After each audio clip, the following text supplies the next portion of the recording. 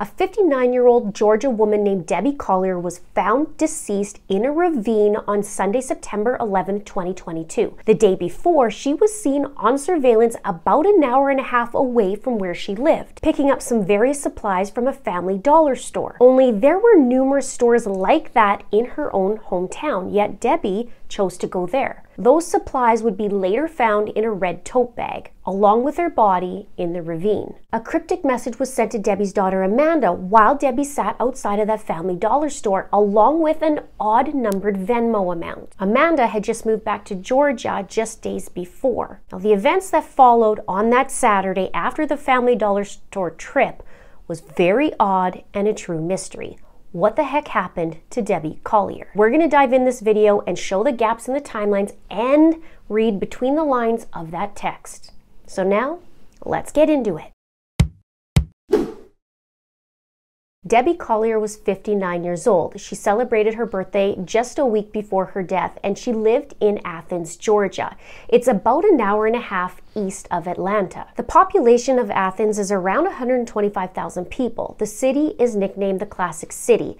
It's a college town and is home to the University of Georgia and their football team called the Georgia Bulldogs, who in 2021 won the College Football National Championship. Debbie was last seen on Saturday, September 10th, wearing Georgia Bulldogs gear. Her husband, Steve Collier, was working that day parking cars for the upcoming game later that afternoon. Let's take a look at the timeline and we'll start a few days before. On Thursday, September 8th, it said that Debbie's daughter Amanda Bearden moved to Georgia from Maryland on that day. Investigators said that Amanda lived in Maryland in an apartment complex with her brother until September 8th when she moved to Georgia. This would be 2 days before Debbie went missing. Law enforcement said in a press conference, she moved down here on the 8th, which would have been Thursday, September 8th, when she moved down here to Georgia, so we know that she was down here at some point on Thursday. Now, Amanda has a very sordid criminal and violent history, stemming back all the way to 2008 until now. It's said she's been accused of making false claims to police as a victim and also as an alleged aggressor in domestic violence calls. In 2008, prosecutors dismissed an obstruction charge related to a domestic violence call. In 2012, she had 2 charges. One was in June and one was in November for allegedly battering a different guy and also for criminal trespassing.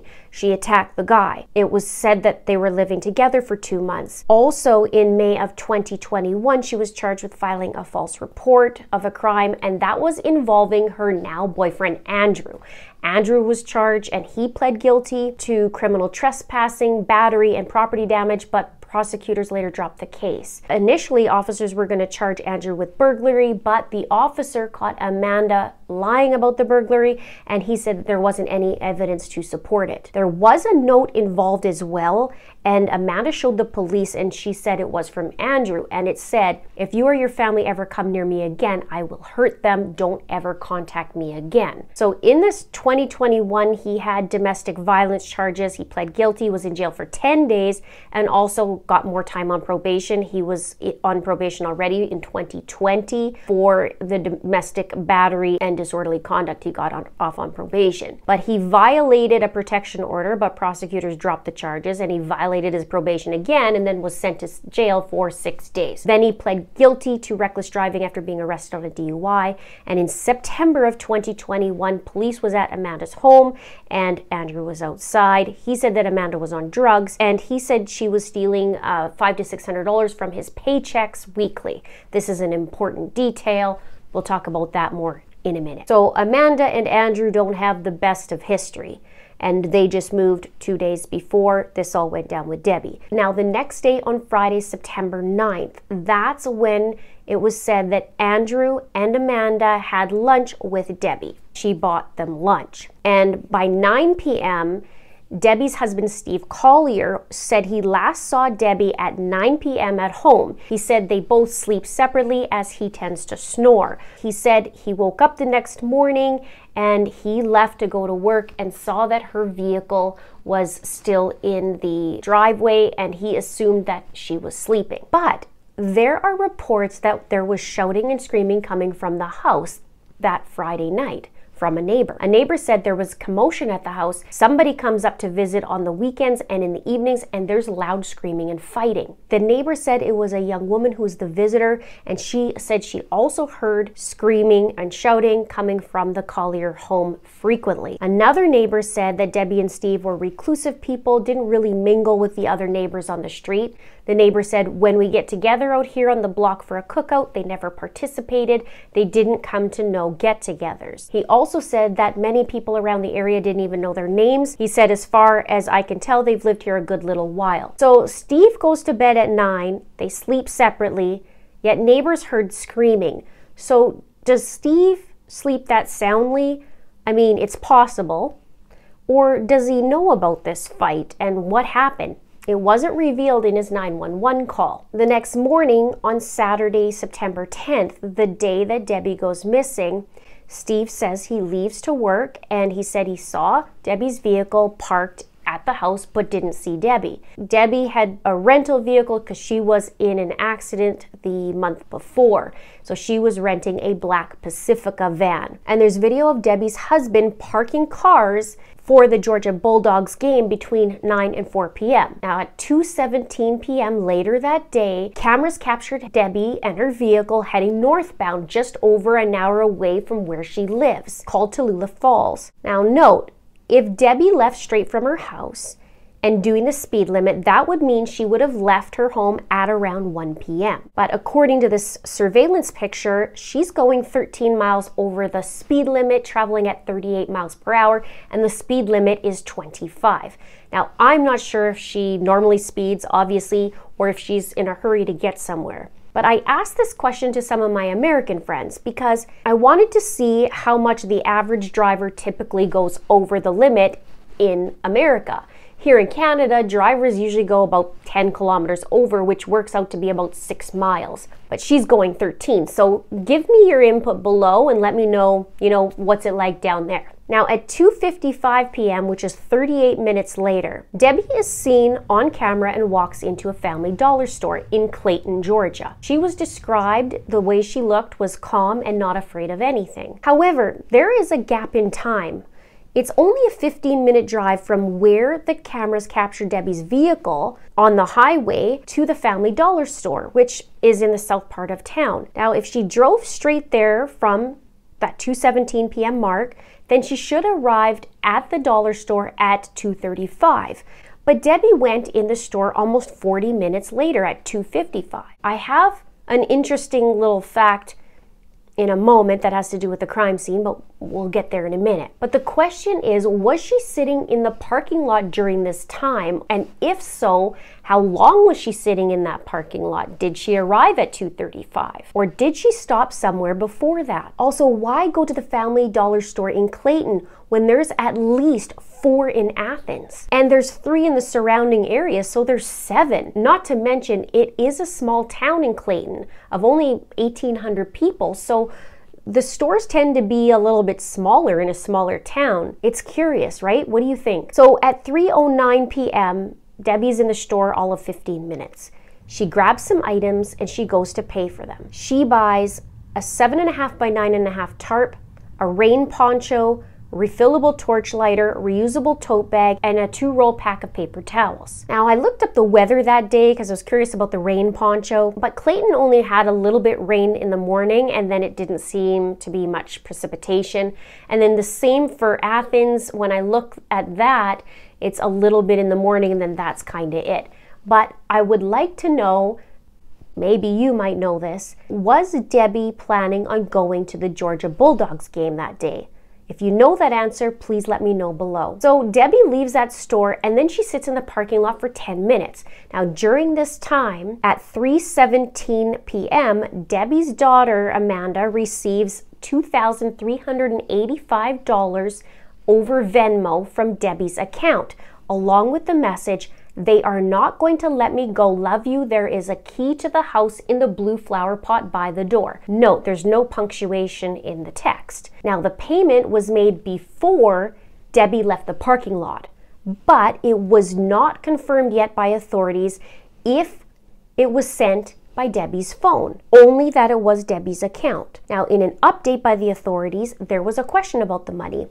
And the question was, do you know where the money is now? Law enforcement says, no, we don't, for the simple fact that we are still obtaining information.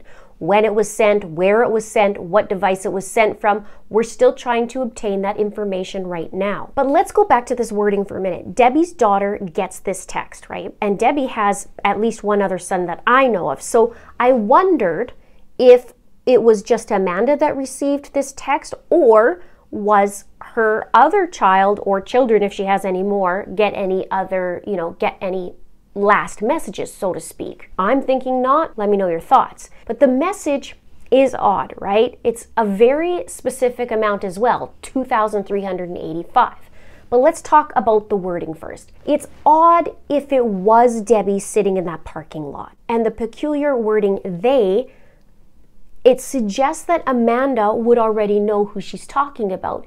She types, they won't let me go. Who's they? Not these two people, or there's these strange men or women, nothing to that effect, right? As for the key to the house, well, wouldn't Amanda know or possibly know where the key to the house is, especially if she visited or perhaps potentially visited often?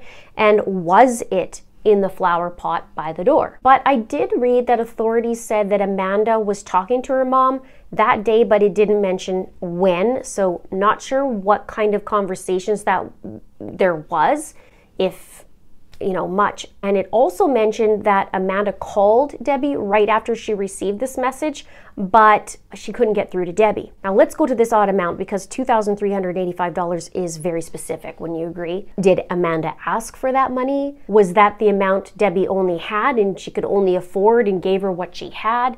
It's very specific. Or one of the questions that came up was, was that a clue, like a PIN number or something? Because it's so specific. And so I thought, well, maybe that number is important in, some aspect or some specific reason. But I have another idea on that, and we can talk about that in just a bit later in the video, because it's going to make it easier to explain.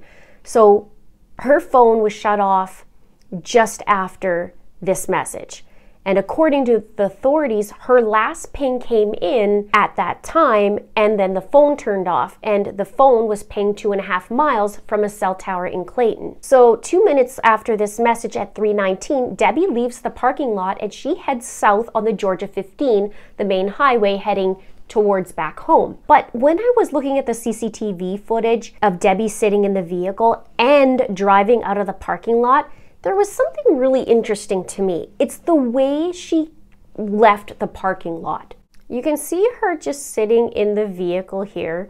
They'll zoom up in a minute. My first question was, was she in the driver's seat or was she in the passenger seat? Because it's really hard to tell. And you can see that the back of her van has tinted windows. So she starts to leave, and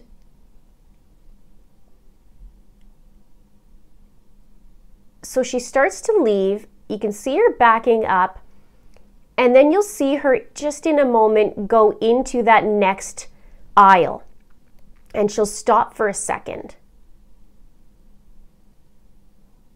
So instead of hitting that stop sign, she kind of goes, oh, and then she's gonna park there for a moment. Then you'll see her there for, 10 seconds. You'll see her go again to leave. Now she's heading towards the exit. This isn't that weird to me. What starts to be weird is you'll see her drive out of frame, and instead of driving straight and out to the right, she stops and she turns in to that next aisle and then turns out again. That I find peculiar. Let me know your thoughts below. Also, I do notice that other vehicle left kind of the similar time. I don't know much about that vehicle, if at all, but I do find that peculiar. Let me know what your thoughts are below. Now, authorities are asking anyone who may have footage in and around that area to help the authorities so that they can narrow down this timeline. So Debbie heads southbound towards Athens, and it was mentioned in my research that Stephen wouldn't have been able to make it the 120-mile trip, so he has an alibi. Now remember, in any kind of investigation like this, they're going to start with the inner circle and then they're going to work their way out. So naturally, they're going to take a look at Stephen and they're going to look at other family members. Speaking of Stephen, he gets off work at 4 p.m., which is about 45 minutes after this video from Clayton. And authorities confirmed that he was there parking vehicles from 9 a.m. until 4:06 p.m. Law enforcement said, "We have pulled video from Synovus Bank where he stated that he was working that day, being a UGA game. He works for a private company called the Optimist Club that private contracts Synovus Bank's parking lot to park vehicles for game day. They use the parking lot to provide parking for people coming to the game. We have confirmed he was there from 9 a.m. to 4:06 p.m. And the game did start at 4 p.m. according to the Georgia Dogs website. So at 6 p.m., Stephen calls 911 and reports Debbie missing. He states that he was working till around 4:30. He figures that Debbie was out shopping for food. She usually shops on Saturdays, he said. But he says that she left her purse, credit cards, and driver's license, and no one's seen her that day. Debbie was seen with her purse, and she obviously paid for something. I don't know what she used, credit cards or money or what have you, but she was seen paying for things and she had her purse. And remember, he said he left her at 9 the night before, didn't see her in the morning. He assumed she was still sleeping. But I'm curious, what time does Debbie usually sleep until on weekends? He did talk about that Venmo message on the 911 call, and he said that's all it said, they won't let me go. But he did say about Amanda, he said her daughter came with a strange message and went upstairs to her bedroom to find out her driver's license and credit card is here. She usually shops for food on Saturday, and he says she doesn't have money with her to their knowledge, and the purse is there. So I do wonder, what time did Amanda tell Steve about the text? Right away? I mean, they called at 6 p.m. and this would be 2.5 hours after Debbie sends this text, just over. So why the big gap? On the call, Steve does sound like he's in a bit of a panic. He wants the officers to come over. From his perception, it seems like he's thinking something happened near the home. But I'm curious, why didn't Steve get a call from Amanda like, hey, it's 3:20, I'm trying to get a hold of my mom and I can't. I mean, does she know Steve's phone number? This is interesting to me. So there are discrepancies of what Debbie had with her and what is said that she didn't have with her. And Steve came home to find Debbie's daughter in the home. Now, Sunday, September 11th at 12:28 p.m.,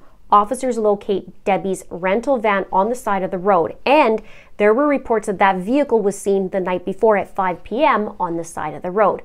What's interesting is the vehicle wasn't found southbound, the vehicle was found northbound. So the authorities go and investigate the area and they find Debbie, and she was partially naked and on her back in a ravine, and it was said that she was grasping a tree. Her stomach was burned and charred. Law enforcement stated further search resulted in locating the body of a female subject down an embankment close to where the bag and tarp were located. Like I said earlier, that tote bag would be found with these items in it. According to the incident report, it says Debbie's purchases were found inside of the red tote at the top of a nearby hill, including her purse and her phone, and reports also say that her phone was smashed. So Debbie's vehicle was going southbound when she left that Family Dollar store, but the vehicle was found northbound, and near the crime scene was a rehab center, which caught my eye. I'm sure it caught your eye if you're following this case. So I did some searching and found that the rehab center is called Victory Home. It's a rehab for men, and I was curious just how much the program costs, just for fun. And I found the program is a 6-month program, and it's $475 per month, which is $28.50, which is interesting, right? I mean, she Venmoed $23.85. Let me know your thoughts below. Now, what was also interesting, and I'm not saying anyone is anything, or I'm not pointing any fingers, but just with that amount of money mentioned, it was mentioned before, it just kind of caught my eye, that Debbie's daughter Amanda gets money from her boyfriend, that $500 to $600 or $400 to $500 every check, which is interestingly what the kind of difference is between $28.50 and $23.85, between $400 and $500. It's just curious to me. Let's go back to the text for a minute, because maybe the text isn't as sinister as it sounds, that Debbie's typing some scary Venmo message. Maybe it's, they won't let me go, meaning they won't let me go in. They won't let me go, and still they, suggesting that Amanda knew who she was talking about, but they won't let me go. It's not a hostage type thing. It's they won't let her go in. I can't go in. They won't let me go. Love you. So Debbie pays the money to Amanda. As in here's the money. They won't let me go. Love you. You know what I mean? Then when it comes to the key, Debbie tells Amanda where there's a spare key because she's still in Clayton, an hour and a half away, right? And her daughter could be in Athens. It's possible. Let me know your thoughts about this message because it can kind of be taken two ways.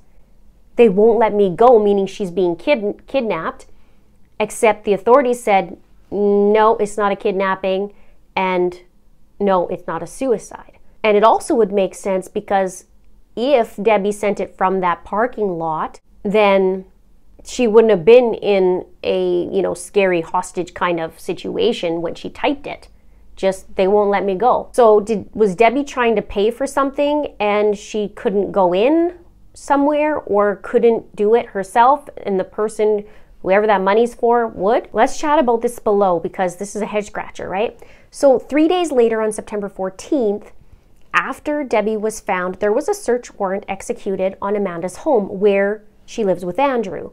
And authorities said that this was a search warrant, one of several in the case. And remember, when you go and get a warrant, you just can't go get a warrant for the heck of it. You have to have just cause.